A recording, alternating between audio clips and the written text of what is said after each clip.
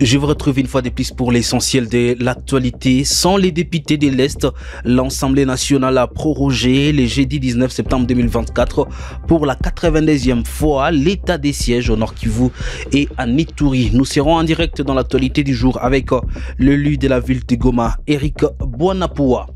Les activités de circulation sur la route Kichanga-Mweso sont restées paralysées toute la mi-journée de vendredi suite aux accrochages qui ont opposé les résistants Wazalendo aux rebelles du 23 sur l'axe Kira Muhongozi en groupement Bachali Mukoto. Nous sommes dans les territoires des Massissi. Les notables et hommes d'affaires du Nord Kivu, Jonas Kassimba, communément appelé Jokas, a recouvré la liberté jeudi. Il venait de faire 4 mois de détention à Kinshasa. Messieurs, dames, c'est tout pour l'essentiel de l'actualité. On se retrouve dans la deuxième partie de cette vidéo pour plus de détails.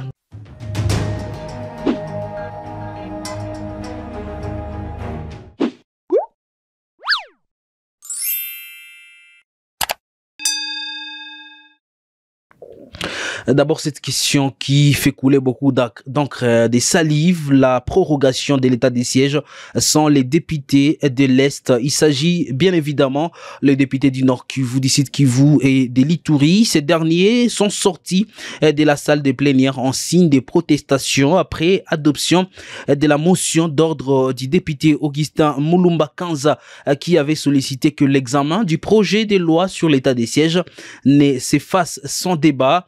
Agent au téléphone par la rédaction de Kivu Morning Post, l'honorable Eric Bwanapoua de la ville de Goma retrace ce qui s'est passé exactement dans l'hémicycle à Kinshasa et revient sur la position des élus de l'Est de la République démocratique du Congo.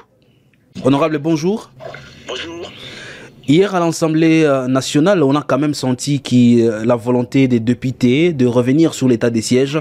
Est-ce qu'on peut savoir qu'est-ce qui s'est passé exactement? Qu'est-ce que comme élu du Nord Kivu, de l'Ituri et du Sud Kivu, vous avez demandé?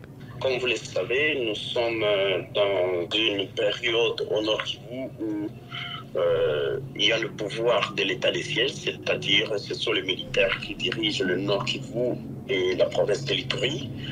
Et cela fait plus de 3 ans, je dirais, comme aujourd'hui, l'état des sièges d'abord avait été décrété pour restaurer la paix et la sécurité dans les 2 provinces, le Nord Kivu et l'Ituri.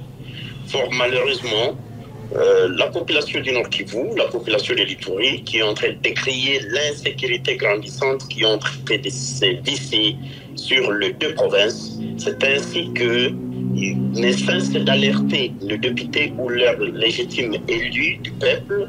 C'est de cette manière qu'il faudrait que dans l'Assemblée nationale, le ministre d'État et le ministre de la Justice a amené le projet de loi sur la prorogation de l'état des sièges.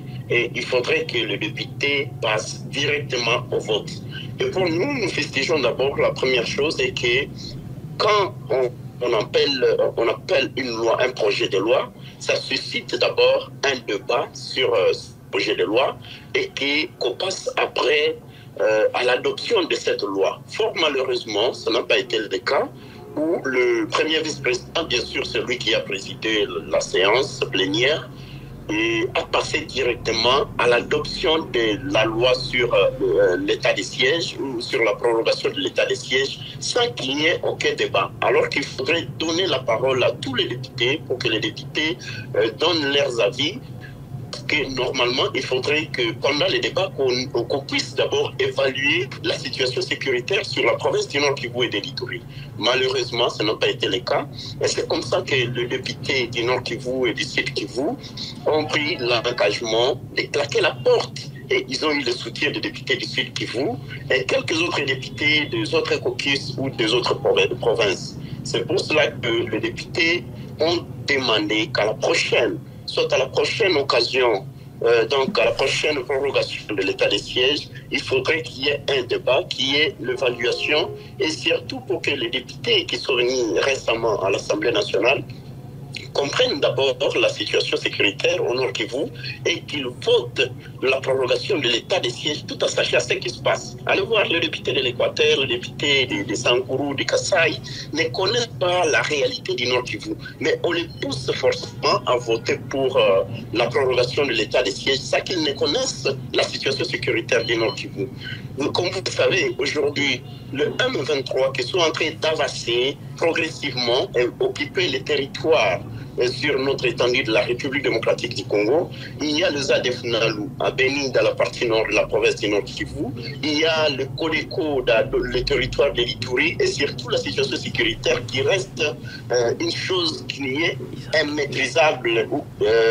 Le régime des militaires au niveau provincial ne parviennent pas à maîtriser la situation sécuritaire. C'est ainsi que nous, députés du Nord Kivu et de l'Ituri, avec l'accompagnement bien sûr des députés du Sud Kivu et tous les autres, nous avons demandé que cette fois-ci, qu'il n'y ait plus prolongation de l'état de siège par rapport à la situation sécuritaire, parce que nous avons constaté comme si l'état de siège est devenu quelque chose de business qui est en train d'enrichir les militaires, et il y a tant de militaires qui ne font plus les actions militaires et aujourd'hui ils sont devenus des acteurs économiques.